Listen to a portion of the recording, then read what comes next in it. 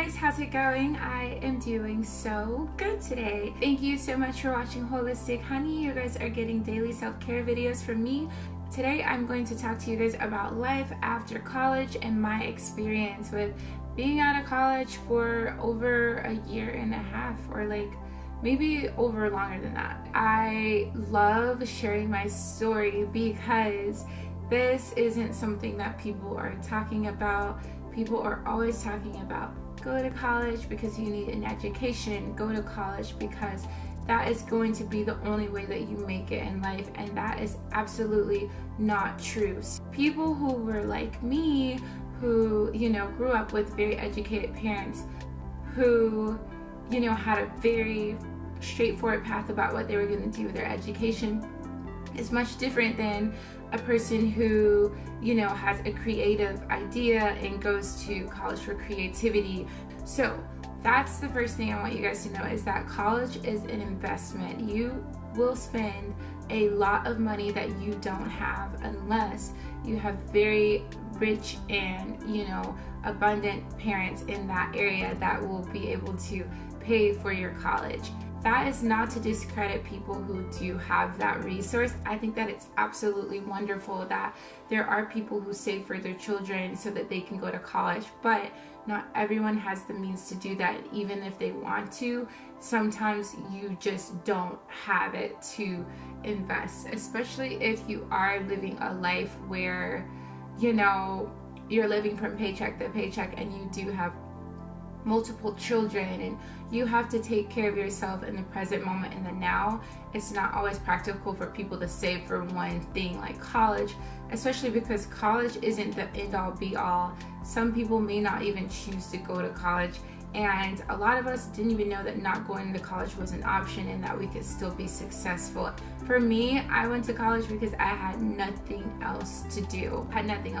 In my whole life, I was told that when I was 18, I go to college or I get a job. If you have never worked and you've just been going to high school, it's kind of hard to just leave home at 18 and get a job. Like, that's so unpractical in the world that we live in. Like, you can't afford to go and get a part-time job or even get a full-time job and be able to afford and live and support yourself at 18.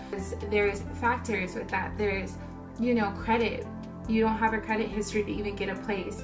There is, experience. Actually going to a job that will pay you a good enough amount of money to afford to live on your own is very slim because you don't have anything to offer to that company. That is a lot of reason why people go to college, because they don't know what else to do, and they know that they'll be okay for a few years until they figure it out. It's silly to me that we transition from high school, where people are absolutely taking care of our lives and supporting us, to like the next year having to know what we want to do and having to figure that out. Like, that's so silly to me to think that a teenager will be able to make their life decisions then. It's so silly, and I just don't really understand who built this model. And I get it, like, from time, I get like in the past how it was, but we are in such a different world, and I truly believe that we should be evolving with everything as the world evolves. 3 high schools. I hated high school. I am so happy that I never have to do that ever again in this lifetime. And I just really didn't care for school. I am pretty educated. I read, I know things, I can have intellectual conversations with people, but it never appeased me because knowledge in schools aren't always knowledge, and like, we are taught things. There's plenty of things that I've learned over the years that actually aren't true. Anything in history classes pretty much that I learned in school, a lot of it is very fabricated, and I always knew that. I always knew like something was off with the things that I was being taught in school, and I was just over it. I feel like when you seek knowledge, you will become knowledgeable. If you are reading, if you are studying all different types of things, if you are looking at all different types of cultures and people, that is how you will grow in knowledge. But you have to engulf yourself in everything. You can't just go and learn one specific thing and think that that is how you will become knowledgeable. Knowledge to me is the act of accepting, the act of knowing that there are going to be different ideas and knowing which ones to choose for your life. If we're all living this different life, we're all going to be affected in a different way, and we're all going to have different experiences, and that is where knowledge comes from. So I never wanted this. I never wanted school. Because it's all just this thing. It's this fabricated thing, and a lot of what we are told is not true. And I hate to be that person like, oh, well, this isn't true or this isn't true, because I'm not really, like, I get it. Like, in my brain, I can separate myself from what people are telling me and what I believe. So it's just for the people who, like me at 17, was like, well, I guess I'll go to college because, you know, I have to know things, I have to get a job. But no one told me that you could get a legitimate job without going to college. No one told me that I could have stayed home and, you know, worked and saved money for a couple of years, even if I did want to later on go to college. No one told me that I'd not know anything at all, and that I would be taught the same things that I was taught in my senior year in high school and my freshman year. So it's really just no point. Like, I wasn't really missing out. Now, what I did get from college, especially in my first 2 years, was a lot of beautiful experiences, and I met a lot of different people. So that is the part of college that I will forever appreciate, and I have lifelong friends from college, and I don't know what I would have done without meeting those people, because they have affected and impacted my life in such a beautiful way. That part I love. The partying I love. The, you know, connecting, the connection with people was something I never had before, because when I was in high school, I hated it, and I hated everybody, and I was being very fake and untrue to myself because I was doing things that I didn't want to do. So we're going back to that. Now I don't do things that I don't want to do, but it was a point in my life where I was doing that. Basically, I changed a lot in college. I went through at least 3 different majors that I thought that I wanted to get a degree in. They all tied into multimedia, communications, journalism, writing, English. It was all in that field, but I even learned, you know, that journalism isn't writing anymore. Journalism is media based, and how we can, you know, fabricate stories for people, and how we can get out this news that terrifies people. And I didn't want any part of it. So all I wanted to do is be a writer. Do I necessarily have to go to college to be a writer? I don't think so. In the past year of me being out of college, I have learned so much about writing, so much about jobs that I can get in the writing field that I did not learn from college. They did not tell us anything about what jobs we could get other than technical writing, because technical writing is practical. So at this point, all I feel like is that my entire life, people have been trying to teach me practicality, and people have not been trying to push me to be creative, and I have since had to push myself. I'm sorry guys, I'm just really passionate about this topic because it is insane, and it causes anxiety, it causes depression, especially really heavy after you have been out of college and you don't know what you're going to do with yourself.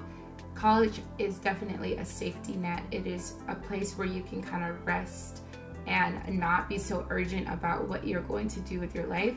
And you hit 23 and you're out of college and you're like, crap, I'm 23, and then now I'm 24, and it's like I finally have a mission and a goal, and this mission and this goal that I have for my life did not come from college at all. It came from me studying me, for me taking care of me, for me reading books about success and growth and spirituality. It took all of that for me to get to the point where I knew that I could take my desires and my ideas and my passions and turn them into my reality. I was not taught about, you know, that we were able to attract our lives and create our own lives through inspired action. College did not teach me that. So college did not also move me to even think creatively. It put me in such a box. I would go to my sociology classes because I did minor in sociology, and that helped me to like think, but everything in those sociology classes taught you how to think negatively and not how to turn those negatives into positives.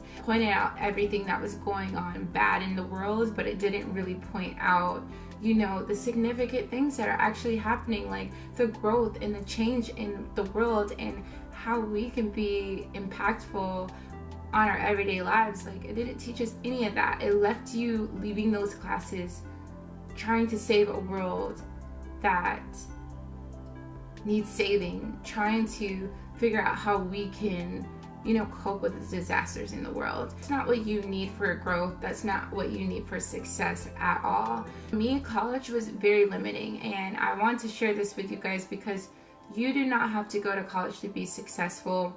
If you read the book Think and Grow Rich, you will realize that a lot of the people who are abundant and who are entrepreneurs and who are absolutely successful were people that did not start off in this great area, did not have education, did not know how to read, did not go to college, did not do everything that is expected of them. And in return, they received an amazing life because they turned their ideas, they had ideas, and they made something out of it. They made a business out of it. A lot of times, the normal average person is telling you to go to college. Like the middle class, like normal everyday life person's like, oh, you go to college because that's safe. And safety will not get you to success. You cannot always play it safe.